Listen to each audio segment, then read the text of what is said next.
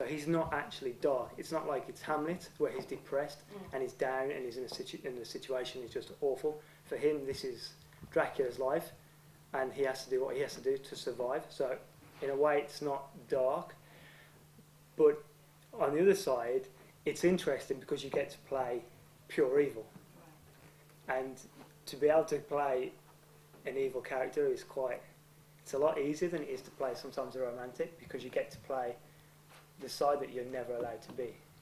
So you get to go on stage and you actually get to be evil, as they say. The thoughts you have. Evil.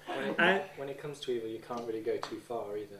Yeah. Whereas when it comes to being good, a romantic character, it can, if you go too far, yeah, it's it then difficult. becomes soppy and it becomes. But when it comes to evil, you can really let rip.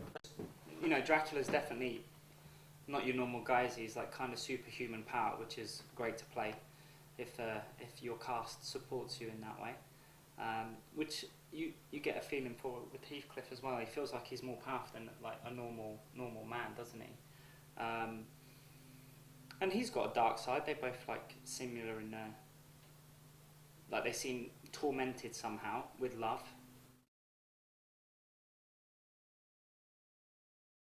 So the movies is probably the first thing that we'll take inspiration from, because we see those. Really, you can't see. It's not. It's science hard fiction, yeah. So you don't see it. It's not something you can take from everyday life. So yeah. You have to. I mean, in some ways you can, but it's imagination. It's not real. No, he's right. But the funny thing is also, because they're speaking and they're talking, they automatically, they say something and they can react off the word.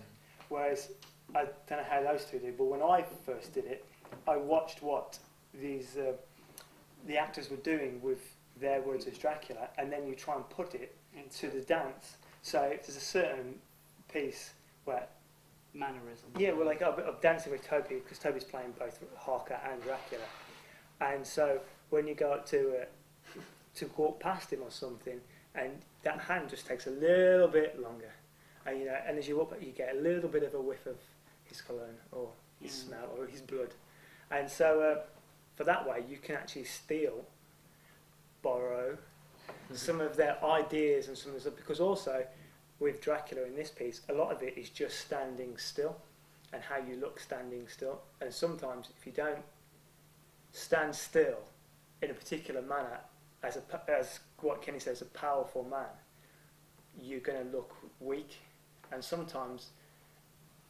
as a dancer you forget not how to stand, but also how your head should be looking and how your eyes should be. And when you see the actors do it, sometimes you can get you can see what would work and what doesn't work, and we'll all play very differently from each other, so we'll all have to find our own way, what works best for us. Yeah. That is Lance was saying, what the good thing is the fact that no one is wrong.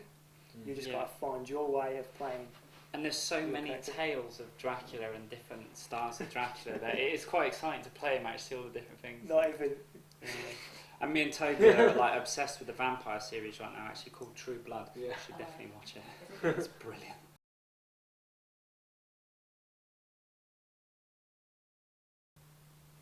People look at Dracula as just complete evil and out to slaughter humans, I guess. And we're taking it from the approach of humanity for him, for looking at how it is for him to love. He's immortal, he lives forever, and then how does he deal with that side of his life? And I think he falls in love with Mina.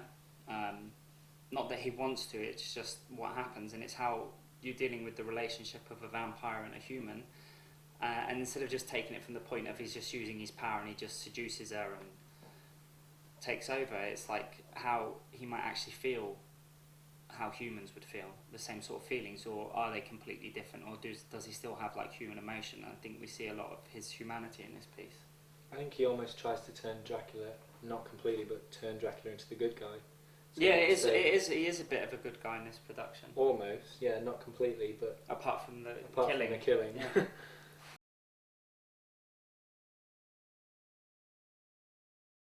It's encouraged well here as well. Some places might encourage you, other directors might encourage you to be exactly the same. because maybe the trust isn't there, or they think only one way can work. But David's very open-minded, and you know, there's definitely like a sphere that you have to be in, but in there he lets you mix it up a little bit. That's where he's really good, and that's how you really progress as an artist with him, because he allows you to go and tries to make you use your own mind to push yourself further. But that's what's also good about being in the same room with other people, because there's stuff that won't click to you straight away. Like it's good. Chris has done it before, so he passes on loads of tips for us just how to handle the cape. So that leaves us with less worry, and then we can start to think about character and stuff. But yeah.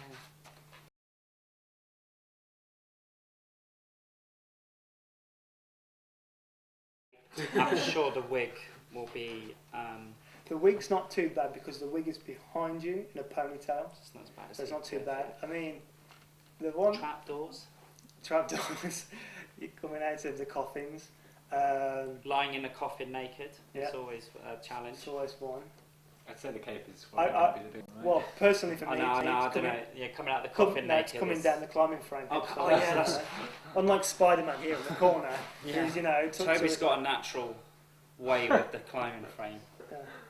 So there's that. I mean, there's lots of different things. I mean, it might just be the fact of the teeth. I mean, I remember doing a rehearsal last time we did it at the Tech One, and I pulled a position with my teeth fangs, and one just went dink, and then 2 seconds later, this went dink. I hadn't set them properly, hadn't fixed them, and all the rest of it. So there are those little things that you worry about. I mean, you've got teeth, you've got cape, you've got a wig. Yes, actually, this is a nightmare for extra stuff. Actually, you couldn't have anything extra, could you? No. Maybe a pair of moon boots or something.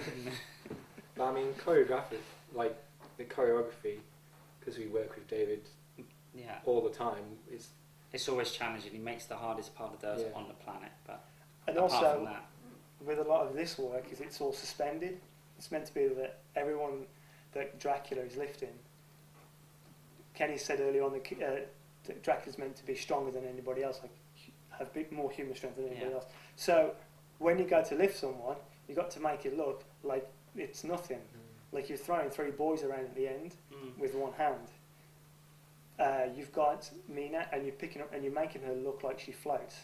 I mean, the girls aren't exactly heavy, but it's challenging but even the boys with. are. but even the boys. yeah.